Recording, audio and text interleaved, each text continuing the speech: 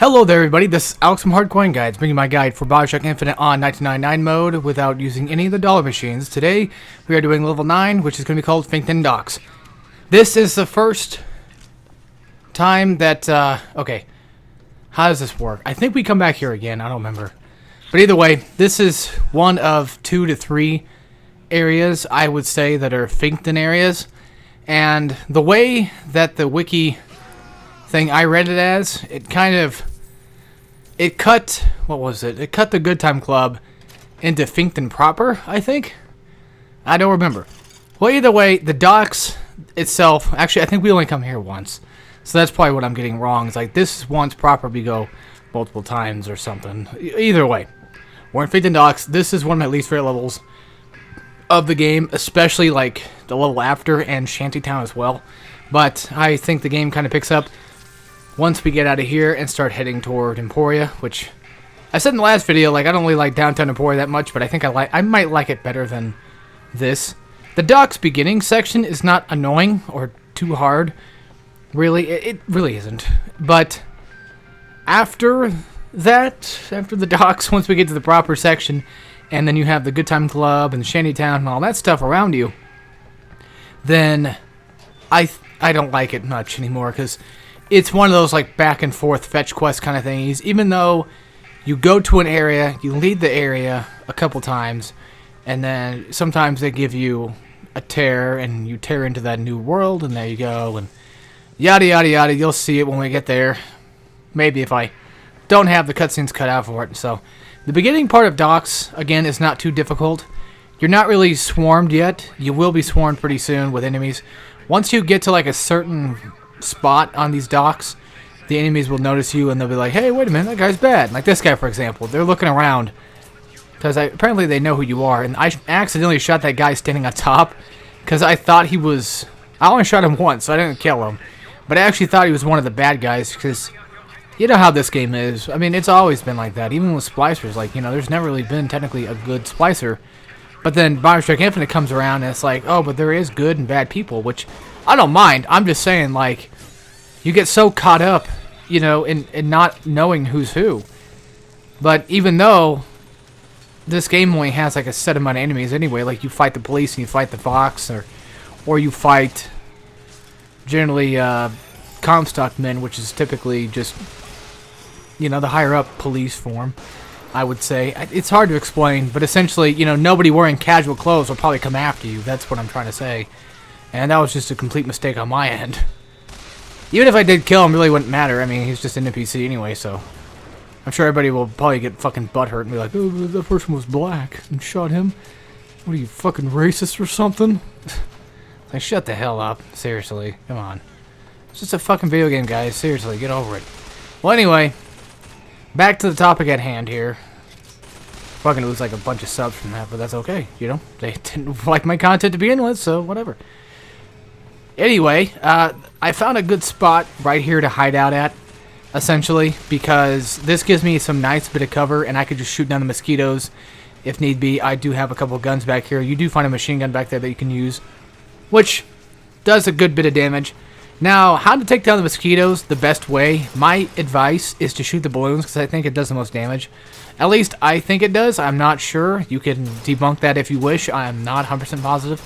I just remember shooting at it normally, like shooting at the flashlight part of it, and it didn't really break any faster, and I guess my brain thought, hey, if I shoot the balloons, it'll probably break faster, and I must have had like a different kind of gun and all that, so it might depend on like guns and such. But I always just aim for the balloons because it's an easy shot. I mean, they got 3 or 4 balloons hanging from above, so that essentially makes an easier target to hit. Mosquitoes are really easy to take down, but they're only annoying when they group up on you and you got no cover. That's a pain in the ass. But as you can see here in the first part of Finkton Docks, you have plenty of cover here. And there's really no big enemies besides maybe a Patriot that comes out later. And of course, you know, the mosquitoes. Which of course, as you saw earlier, I did possess one of them. And he did kind of get... He probably got like a few kills, but they're really not... I don't really feel like they're good here to possess because they don't have any range to hit anybody with. As in, like, you know, with all the cover around, these guys could just be hiding behind a wall or something and then not get shot up. So there also is like 2 buildings to the side. You can also just completely avoid all this if you are willing to. I don't, because A, I want to show this off, and B, I want the damn money. So I want, you know, the rewards for just going in and just fleeting these guys down. Luckily, there is plenty of snacks around the field that we can use, as in like apples and bananas and what have you, so we could just use that. And then I heard, of course, the motorized Patriot coming around, so I instantly charged up my shock jockey and sent down a nice bit of crystals. But one thing I had completely forgotten about and overlooked, this guy was in here. So when you come in here, check him, because he'll be in here and he'll more likely shoot your ass. That I just picked up random gear and I grabbed it, which I don't remember exactly what the hell that gear did, honestly. I was in a panic and I was like, I gotta go, and I gotta kill this guy. So now that I have the shotgun, and now that we're in a decent bit of close range with this guy, I guess I pretty much kind of disproved myself a bit here about shock jockey. What I was talking about last time, like you won't have enough time to get behind him. Apparently you do have some time to get behind him. I was wrong about that. Again, guys, I'm wrong about a lot of things, but that's the whole point of like watching the video instead of listening to me the whole time. Because I could typically just be wrong a lot of the time. I try not to be, and I try to be as, you know, 100% correct as I can, but I have fucked up so much stuff. I've, you know, fucked up so many things. So, a lot of time I'll say this. Take my word with a grain of salt, especially for like tips and advice, because I could possibly be wrong about that. I mean, if you obviously know more than I do, then you do. So, you know, just take it as is. I don't mean to get things wrong. It just happens. I tend to do that a lot, especially on my Let's Play channel. It's like I just fuck things up all the time. Well, anyway. So the nice thing about having the shotgun there on the motorized Patriot, like I was going to explain, was if you shock his ass, you can get a good bit of time behind him and get one good shot off on his back. Of course, like I did mention, did mention in the last video, if you upgrade the shock jockey and you get the one upgrade that gives you stun duration, you know, extra stun duration, which I believe exists. I still can't exactly for sure say that it does, but it might be one of those things again where I just fucking lie. I don't mean to. As far as I know, that would make the most sense, right? So anyway, if there is that ability, then grab it, and then you'll have longer time to have these guys stunned up. Because I think the Murder of Crows also has that ability as well. I think the other ability is a crow trap, which whenever an enemy dies from the crows, then they become a set trap, and then whenever enemies are near it, it blows up and they spread out and hit them. Murder of Crows was badass. I remember like seeing it like in the trailer, the original trailer, and I was like, this is gonna be straight dope. This whole fucking game's gonna be straight dope. Hell, like even seeing the shotgun and seeing, you know, the fucking like shock jockey, I was like, these things are gonna be fucking dope. These are badass plasmids. But then they changed the name to, you know, Vigor. How do you say it again? Vigor?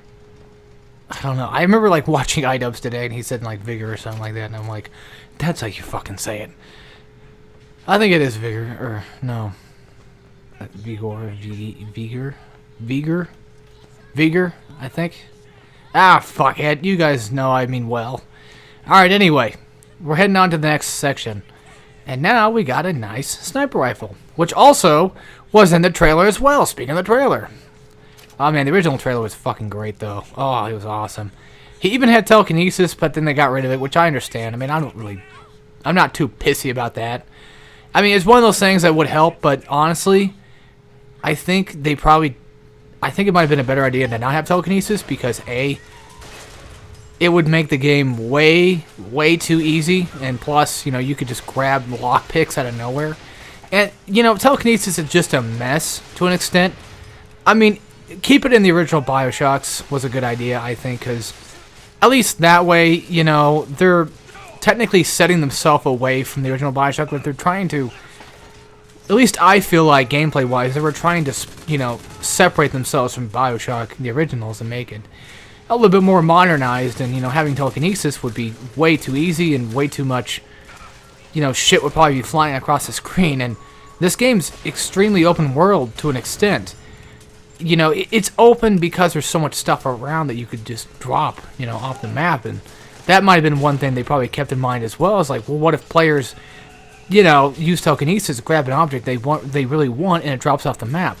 You know, one thing to fix it would, of course, be like if items drop off the map, then they come back and get placed back, you know, like we do. But that might have been too much work. And really, I can understand that, you know, game developers have it pretty tough. Actually, I'm not even fucking, like, lying or even making a joke about that. Like, it's true. They have making games is a hard job, guys. I'm just saying from somewhat little bit of experience that I've had with it, you know, it's a tough ride, you know. Even if you have a group or a team, that's the one thing I wish people would fucking understand about games is, like, let them take their time. Quit trying to pressure developers into making a game out as quickly as possible, because if they do that, the game's not gonna be fucking good, you fucking asshats. Same thing with, like, you know, YouTube videos or something. Like, if somebody makes particularly a video, you know, let's say like a really heavily edited video or whatever, and like they've been planning on making like a project forever, and like people are just like, oh, what the fuck is it? When the fuck is it, man? Come on, hurry the hell up. And that's like, all right, I'm fucking working on it, you know.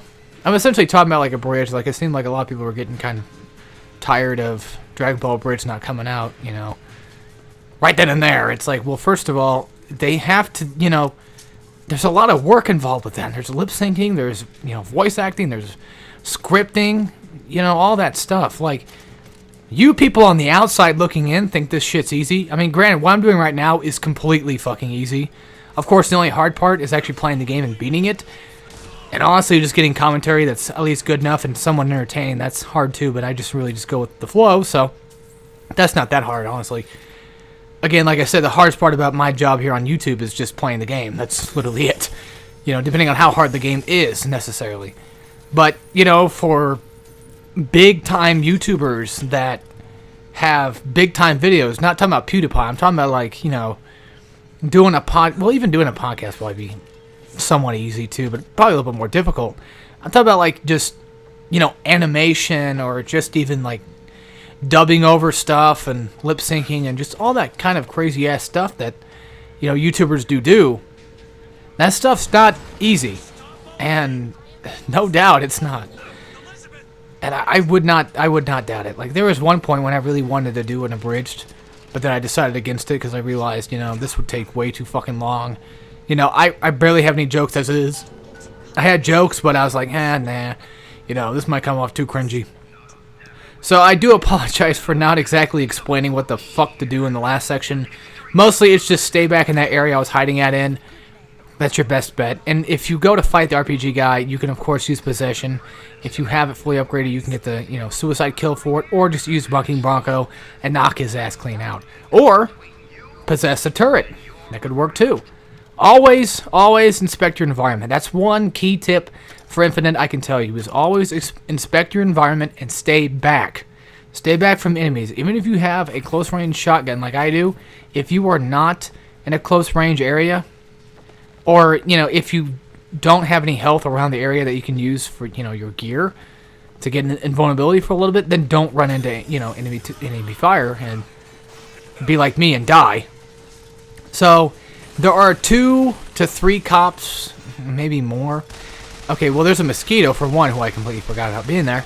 I know there's 2 for sure. I don't remember how many cops exactly there were here. But as soon as you possess the vendor, then immediately they start to attack you. Of course, you can attack them, you know, first. I decided to go against it because I didn't want to have to get, you know, a useless fight, because essentially these guys wield pistols. And pistols are good, yes, but I have a machine gun. I wasted all those bullets on a fucking pistol. To get basically nothing back besides a pistol or maybe some health here, and that's it. You know what I'm saying? Like, you barely get any money, but hey, chances for it. Why not take it, right? So anyway, guys, that's the end of this episode. I'll see you in the next one, which will be Finkton proper, I believe. So, as always, remember to stay beautiful. I always wanted to say that. Take care, everybody.